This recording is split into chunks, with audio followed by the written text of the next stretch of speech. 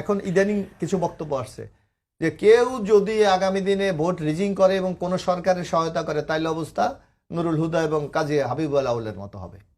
যারাই দায়িত্ব আছে তাদের মধ্যে এই সিগন্যালটা তাদের মধ্যে চলে গেছে না। তো সুতরাং আপনাকে দেখতে হবে আপনি প্র্যাকটিসটা কি করেন। এখন আপনি আইনে যে আছে আপনি করবেন না। আপনার বলা আছে জনগণের ভোটে নির্বাচিত হবে, আপনি রাতে করে ফেলবেন। বলা আছে জনগণ প্রত্যক্ষ ভোটের মাধ্যমে তার নেতা নির্বাচন করবে, আপনি বিনা প্রতিনিধিত্ব হয়ে যাবেন। বলা আছে যে কম্পিটিশন নির্বাচনের মাধ্যমে আপনার প্রার্থী বিজয়ী হবে, আপনি আমরা আর মামুরা মিলে করবেন। এটা কি আইনের দোষ, কনস্টিটিউশনের দোষ, না আচরণবিধির দোষ, না গণপ্রতিনিধি অধ্যাদেশের দোষ? আপনি কিন্তু অ্যাবসলিউটলি ডিপেন্ড অন প্র্যাকটিস। আপনি প্র্যাকটিসটা কি করেন এবং আইনের সে প্রয়োগটা আপনি করেন কি না।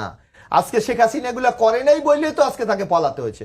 আর আরেকটা কথা বললো অ্যাডভোকেট হেলাল ভাই, বললেন যে আইনি সুরক্ষা। আপনার এই জুলাই গণ আন্দোলন আইনি সুরক্ষা দেওয়ার ক্ষেত্রে তো কোনো দলের কোনো আপত্তি নেই। আপনি একটা দলের পক্ষ থেকে শুনেছেন যে এটাকে আইনি সুরক্ষা, বরং বিএনপির পক্ষ থেকে আরো আগ বাড়িয়ে বলেছে আপনারা এটাকে দরকার হলে আমরা কনস্টিটিউশনে সংযুক্ত করব, দরকার হলে অ্যামেন্ডমেন্ট করাও যদি লাগে আমরা সেটাও করে দেবো, যা দরকার আমরা করে দেবো। এর চেয়ে একটি রাজনৈতিক দল প্রকাশ্যে আর কি বলবে? আর যেটা হলো জুলাই ঘোষণা হলো আগামী দিনে আপনি বাংলাদেশটাকে কিভাবে দেখতে চান? সেটা তো অলরেডি হয়ে গেছে।